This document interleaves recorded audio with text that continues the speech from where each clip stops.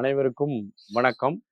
நம்ம ஆறாவி குறித்த தொடர் காணொளிகளை பார்த்து வருகின்றோம்.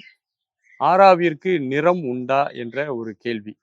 மனிதர்களுக்கு தான் நான் சொல்ல மனிதனுக்கு நிறம் உண்டு. ஒவ்வொருத்தரும் மனநிலை மாறிக்கிட்டே இருக்கும். நிறங்கள் இந்த பிரபஞ்சத்தினுடைய மிகப்பெரிய ஒரு நன்கொடை. நிறங்கள் பசுமை அப்படின்னா ஒரு அமைதியை குறிக்கக்கூடியது. வெண்மை அப்படின்னா தூய்மையை குறிக்கக்கூடியது. இப்படி ஒவ்வொரு நிறங்களுக்கும் ஒவ்வொரு குணத்தை நாம் அது கருமை அப்படின்னா ஒரு இழப்பு அல்லது ஒரு முழுமை அப்படிங்கிற விஷயத்தை குறிக்கக்கூடியது. நிறங்களுக்கு பல குணங்களும் உண்டு. ஆறாவில் நிறம் இருக்கிறதா அப்படின்னா இருக்கும். இப்போ பார்த்தீங்கன்னா ஒரு மனிதனுடைய மனநிலையை பொறுத்து அவருடைய ஆறாவினுடைய நிறங்கள் மாறிக்கொண்டே இருக்கும். காலையிலிருந்து இரவு வர பல மனநிலைகள்ல நம்ம இருப்போம். பல விதமான நிறங்கள்ல நம்முடைய ஆறா மாறும். ஒரு அமைதியா நம்ம மனநிலை இருந்துன்னா நம்முடைய ஆறால அப்படி ஒரு ஒரு வெண்ணிறமான ஒளி பரவ ஆரம்பிக்கும். நம்ம ரொம்ப கவலையும் வருத்தமும் இருந்தா நம்முடைய ஆறா ஒரு மாதிரி சாம்பல்ல மாற ஆரம்பிக்கும். நம்முடைய மனதுல ஒரு ஒரு ஹாப்பினஸ் இருந்ததுன்னா, ஒரு எனர்ஜி இருந்ததுன்னா நம்ம ஆறா அப்படியே ஸ்கை ப்ளூவா மாறும்.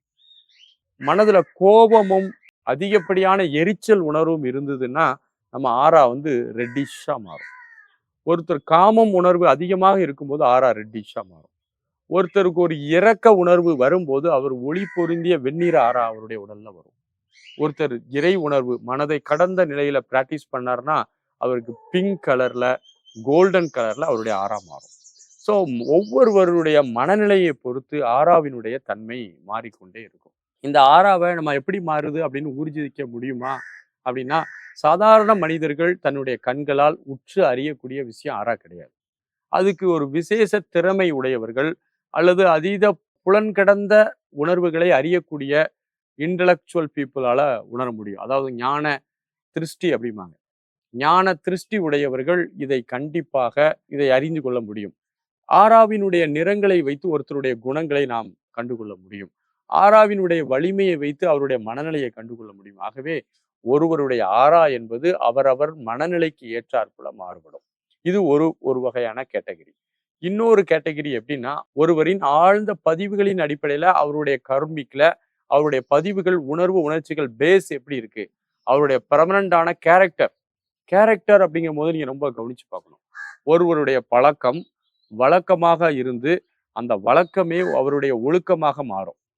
அதுதான் அவருடைய கேரக்டரா இருக்கும். அடிக்கடி கோவப்பட்டுக்கிட்டே இருக்கிறவர் பழக்கத்துல திடீர்னு கோவப்படுறாரு, அது வழக்கமா கோவப்படுறாரு அப்படின்னா அவருடைய இயல்பே என்னவா இருக்குன்னா, கோபம் என்பது இயல்பா இருக்கும். நார்மலா பேசினா கூட கடுகடுன்னு கோவப்பட ஆரம்பிச்சிடும். அப்போ இவருடைய ஆறா பெர்மனண்டா ஒரு கலர்ல போய் நின்றும்.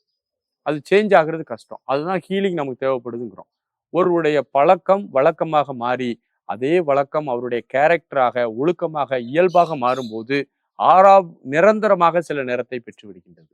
அப்போ இந்த 2 கேட்டகரி இருக்கு.